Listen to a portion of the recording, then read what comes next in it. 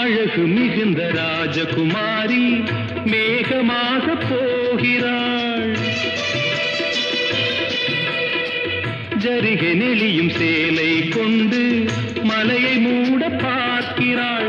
பள்ளம் சிலர் உள்ளம் என ஏன் படைத்தான் ஆண்டவன்? பட்டம் பெற தேடுகின்றேன், எங்கே அந்த நாயகன்? மலையின் காட்சி இறைவன் ஆட்சி.